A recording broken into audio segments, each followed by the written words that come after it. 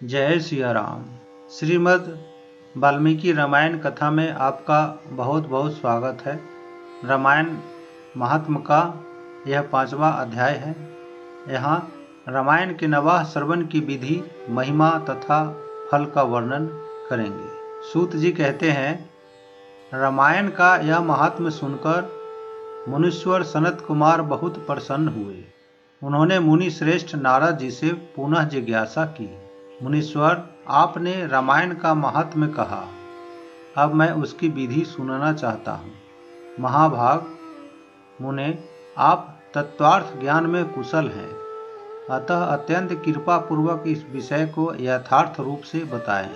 नारद जी ने कहा, महर्षियों, आप लोग एकाग्रचित होकर रामायण की यह विधि सुनिए, जो संपूर्ण लोकों में विख्यात है। वह स्वर्ग तथा मोक्ष संपत्ति की वृद्धि करने वाली है।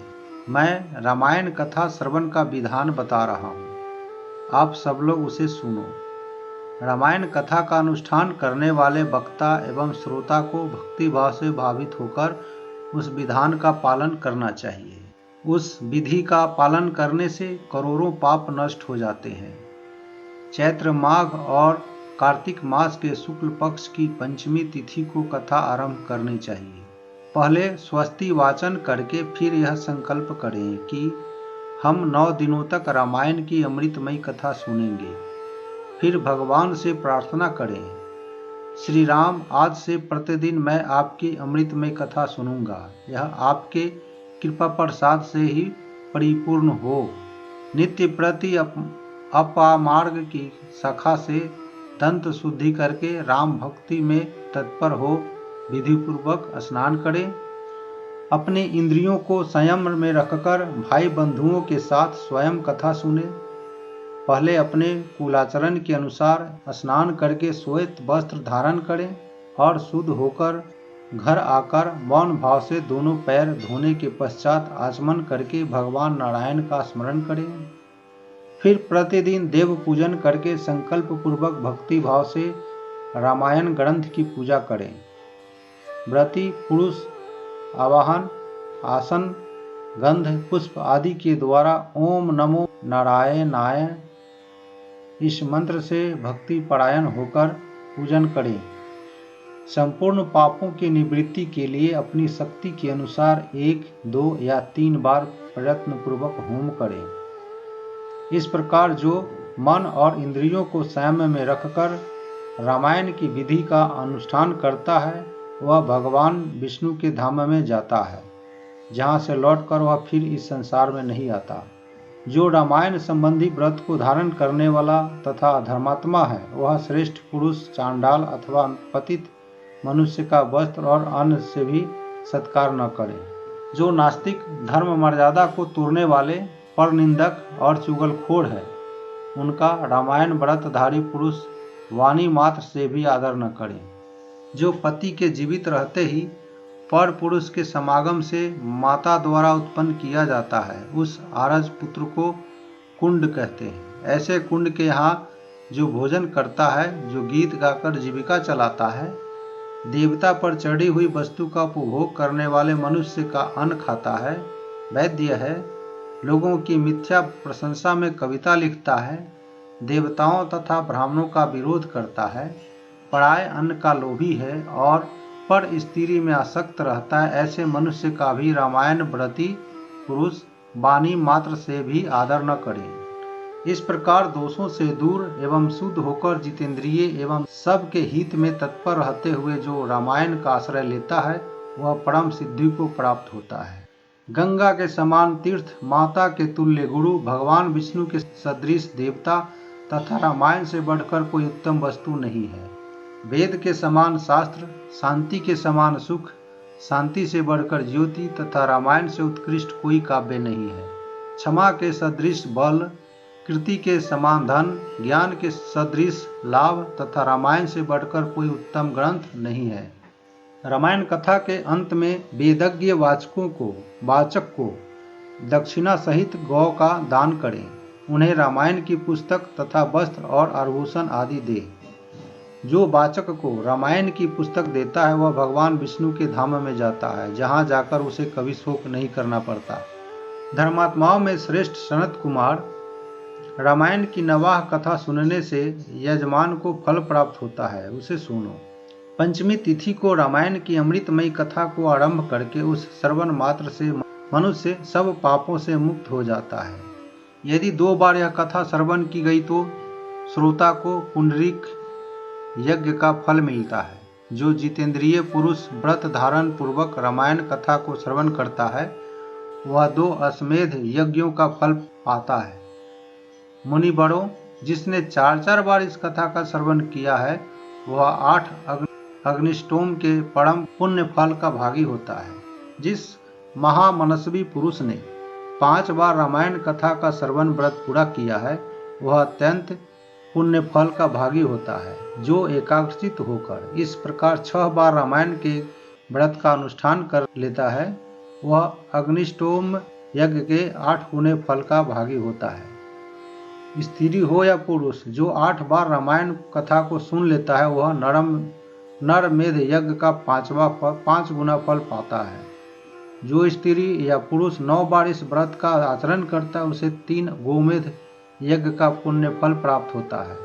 जो पुरुष शांतचित्त और जितेंद्रिय होकर रामायण यज्ञ का अनुष्ठान करता है वह उस परमानंदमय धाम में जाता है, जहाँ जाकर उसे कभी शोक नहीं करना पड़ता। जो प्रतिदिन रामायण का पाठ अथवा श्रवण करता है, गंगा नहाता है और धर्म मार्ग का उपदेश देता है, ऐसे लोग संसार सागर से मुक्त ही है, इसमें संशय नहीं है। महात्माओं, यतुओं, ब्रह्मचारियों तथा प्रवीरों को भी रामायण की नवाह कथा सुननी चाहिए। राम कथा को अत्यंत भक्ति पूर्वक सुनकर मनुष्य महान तेज से उद्दीप्त हो उठता है और ब्रह्मलोक में जाकर वहीं आनंद का अनुभव करता है। इसलिए विपेंद्रगण, आप लोग रामायण की अमृतमयी कथा सुनिए। श्रोताओं के लिए यह सर्वोत्तम श्रवणीय वस्तु है और पवित्रों में भी परम उत्तम है। स्वप्न को नष्ट करने वाली यह कथा धन्य है, इसे प्रयत्न पूर्वक सुनना चाहिए। जो मनुष्य श्रद्धा युक्त होकर इसका एक श्लोक या आधा श्लोक भी पढ़ता है वह तत्काल ही करोड़ों उपपातकों से छुटकारा पा जाता है। यह गुह्य से भी गुह्यतम वस्तु है, इसे सत्पुरुषों को ही सुनाना चाहिए। भगवान श्री राम के मंदिर में अथवा किसी पुण्य क्षेत्र में सत्पुरुषों की सभा में रामायण कथा का प्रवचन करना चाहिए। जो ब्रह्मद्रोही पाखंडपूर्ण आचरण में तत्पर तथा लोगों को ठगने वाली वृत्ति से युक्त है उन्हें यह परम उत्तम कथा नहीं सुननी चाहिए। जो काम आदि दोषों का त्याग कर चुके हैं, जिनका मन राम भक्ति में अनुरक्त रहता है तथा जो गुरुजनों की सेवा में तत्पर है, उन्हीं के समक्ष यह मोक्ष की साधनभूत कथा बांचनी चाहिए। श्री राम सर्वदेवमय माने गए हैं। वे आर्त प्राणियों की पीड़ा का नाश करने वाले हैं तथा श्रेष्ठ भक्तों पर सदा ही स्नेह रखते हैं।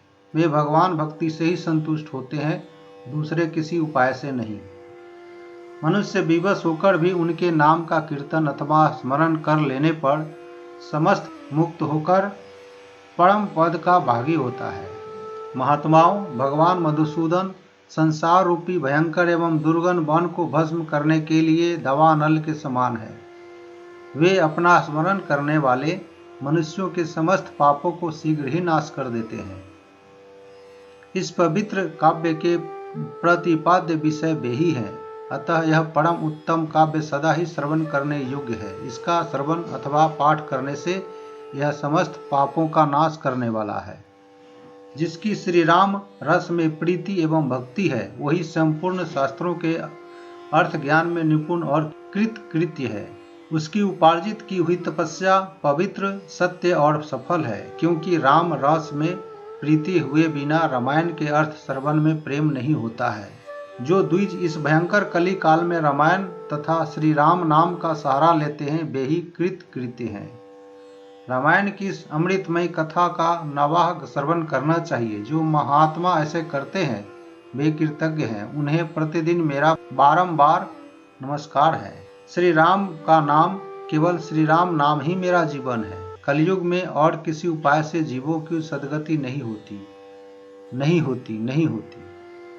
सूत जी कहते हैं, महात्मा नारद जी के द्वारा इस प्रकार ज्ञानोपदेश पाकर सनत कुमार जी को तत्काल ही परमानंद की प्राप्ति हो गई। अतः हे विप्रवरों, आप सब लोग रामायण की अमृतमयी कथा सुने।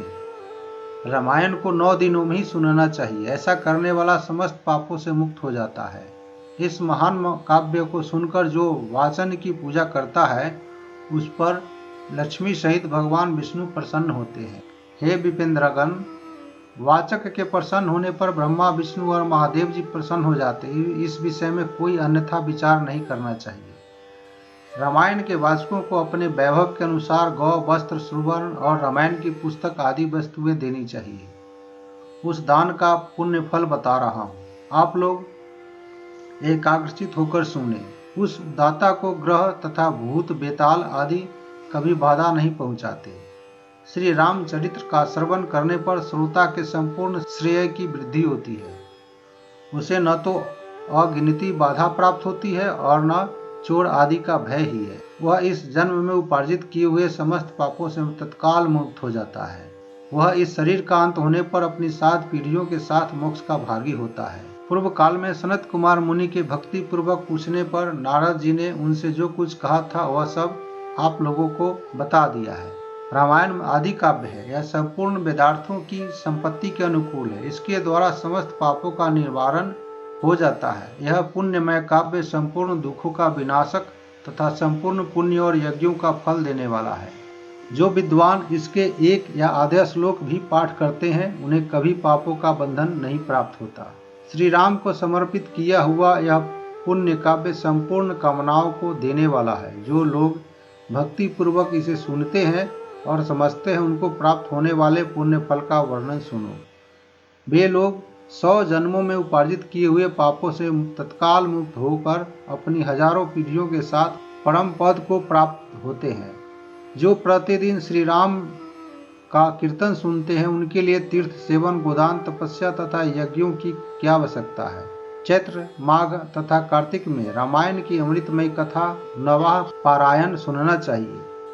रामायण श्री रामचंद्र जी की प्रसन्नता प्राप्त कराने वाला, श्री राम भक्ति को बढ़ाने वाला, समस्त पापों का विनाशक तथा सभी संपत्तियों की वृद्धि करने वाला है।